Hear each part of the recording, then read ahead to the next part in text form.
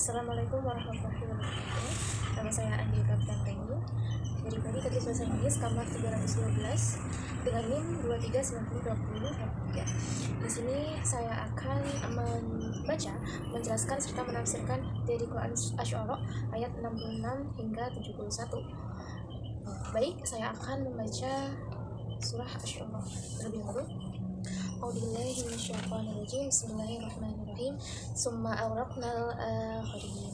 Inna fi dzalika laayah wa ma kana aktsaruhum mu'minin. Wa inna rabbaka lahuwal azizur rahim. Watlu 'alaihim naba'a Ibrahim.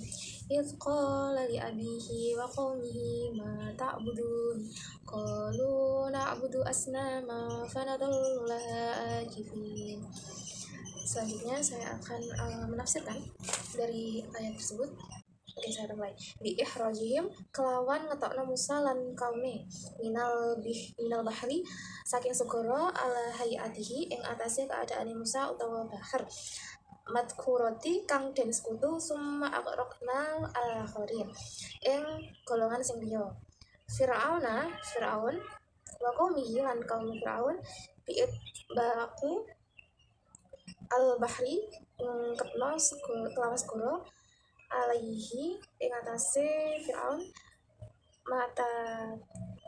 lamatama semasane sempurna tuhuluhu mlebune Fir'aun lan kaume fil bahri ing dalam segara wa kharuji bani Israil lan metune bangsa Israel niku saking segara. Inna fi sak temene ing dalam ayat dalika mengko nabi yorok tegese nungguno Fir'aun wa qaumihi Fir'aun lan kaume la ayah dadi ayat wa makana lan ora ana aksaruhum aki-aki wong akeh mukminina kang mukmin kabeh mukmin lan ora iman minhum saking kaum Fir'aun ghaira Asiyah kejaba Asiyah imra'atu Fir'aun bojone Fir'aun wa Maryam bintu Musa anake wong sodok tuwek jenenge Musa alati dalat ala sapa namut kang nunjuk adim ya Musa alaihissalam ing atase nam balunge Yusuf alaihissalam wa inna rabbaka ing sak temene pangeran sira lahuwal azizu sing menang fangtakum wong-wong kang nyiksa al kafirin saking pira-pira wong kafir bi ikhrajihim lan nenggelamna wong kafir ar-rahim kang welas bil mukminina lan pira-pira mukmin fa'anja mengko nyelamet hum sapa ing mukminin minal ko saking pendungu watslu lan macakno surah Muhammad alaihim ing atase kafir Mekah nabaa ing ceritane Nabi Ibrahim wa yabdalu lan den ibadah saking minhu dawuh Ibrahim idqala Ibrahim maring bapak Ibrahim wa qaumihi lan kaume ma sapa tak budun nyembah sira kabeh qalu padha jawab sapa kaum nak butuh nyembah sira asnaman ing pira-pira berhala sorohu padha jelasna sapa kaum bil fi'il kelawan fi'il liya'tifu supaya padha ngatafno kaum alaiha ing atase iku dawuh fanadhallu mangko dadi kita laha marang asnam akifin sing menengbe. Baik, saya akan menyampaikan terjemahan dari ayat 66. Saya akan menyampaikan tafsir beserta penjelasan dan nanti pada akhir video ini saya akan rangkum kesimpulan dan pengajaran yang dapat kita dapat dari ayat ini. Pada ayat 66 Allah menerangkan bahwa setelah Fir'aun melihat Bani Israel dari dekat dari dekat berjalan mengarungi lautan itu, ia dan tentaranya pun mengikuti jejak mereka dan memasuki lautan.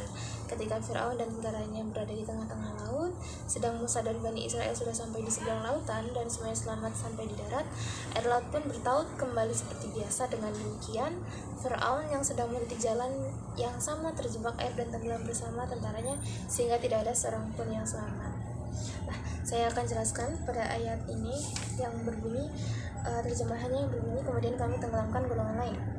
Golongan lain yaitu golongan dari kaum Firaun yang terkenal dengan nama kaum Hipti.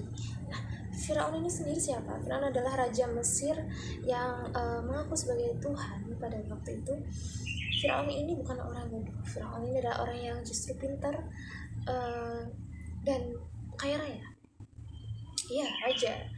Dia sangat pintar menghasut menipu daya warga-warga sekitar sehingga percaya pada bahwa dirinya adalah seorang tuhan. Nah, di sini jelaskan bahwa Firaun melihat Bani Israel. Bani Israel adalah sebutan untuk kaum Nabi Musa. Nah, berjalan melalui lautan. Nah, pada kisah ini itu Nabi Musa alaihissalam bersama kaumnya itu mendapat dawuh sebelumnya. Nabi Musa berdoa kepada Allah, apa yang akan dilakukan setelah ini, karena ketika perjalanannya sudah sekian lamanya, senjang 362 tahun beliau berdakwah, namun hasilnya ini ya hanya beberapa orang yang mau mempercayai beliau. Nah, di sini Allah berfirman kepada Nabi Musa bahwasanya ketika malam nanti Nabi Musa dan kaumnya diutus untuk pergi melewati Laut Merah. Nah, sehingga membuat kaum Firaun dan golongannya yaitu Hipti untuk ingin gitu menghancurkan, menggagalkan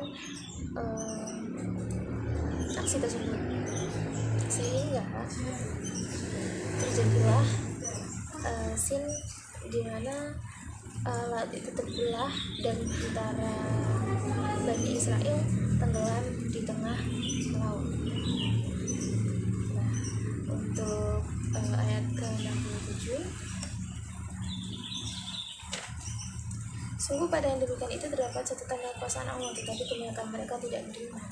Nah, di sini sudah sangat terlihat jelas bahwasannya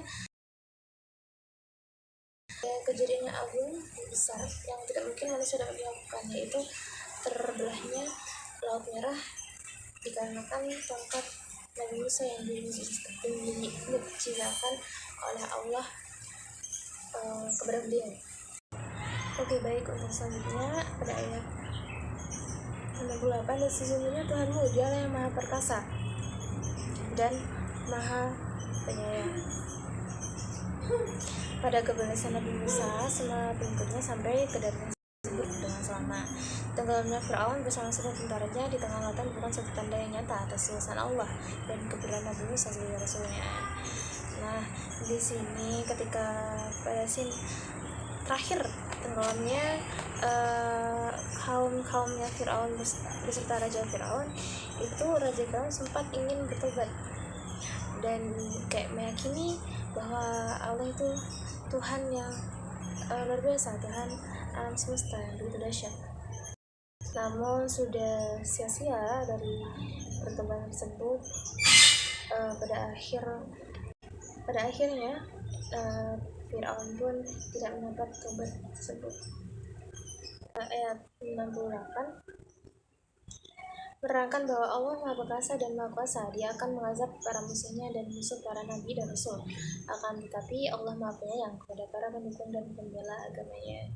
Di sini dapat kita simpulkan bahwa musuh-musuh nabi pada sebelumnya seperti kaum Nabi Musa dan kaum nabi-nabi sebelum Rasulullah hingga sampai pada Rasulullah, itu pasti akan mendapat azab besar karena telah sangat-sangat tidak menyetujui dan tidak mengakui keesaan dan keberadaan Allah. Dan namun Allah Maha Penyayang kepada para pendukung dan agamanya, dikarenakan memang agama adalah agama yang benar. Saya akan bacakan selanjutnya, yaitu ayat 69. Dan bacakanlah kepada mereka kisah Ibrahim. Allah menyuruh Nabi Muhammad menceritakan kepada kaum musyrik Mekah kisah Nabi Ibrahim sebagai pengajaran pada seluruh umatnya. Bahwasanya di sini kisah Nabi Ibrahim adalah banyak sekali pada waktu itu orang menyembah berhala, dan mereka pun sangat-sangat ingkar, tidak menyetujui Tuhan Nabi Ibrahim. Ayat 70, ketika dia belum berkata kepada ayahnya dan kaumnya, apakah yang kamu sembah?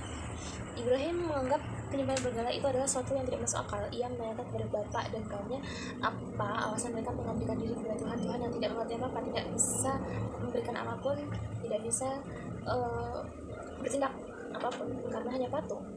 Pada ayat selanjutnya adalah ayat ke-71, mereka menjawab, kami menyembah berhala-berhala dan kami tekun senantiasa menyembahnya.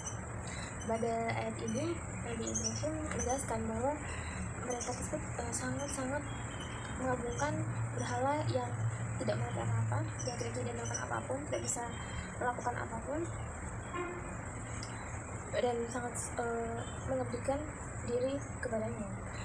Oke, baik, pengajaran yang dapat saya simpulkan di sini adalah kita sebagai umat muslim dari Nabi Rasulullah SAW haruslah bersyukur dan senantiasa terus menguatkan iman kita kepada Allah SWT, karena begitu besar perjuangan para dakwah Nabi sebelumnya, sehingga sedikit sekali pada umat mereka yang dapat menganut agama Islam, agama yang benar.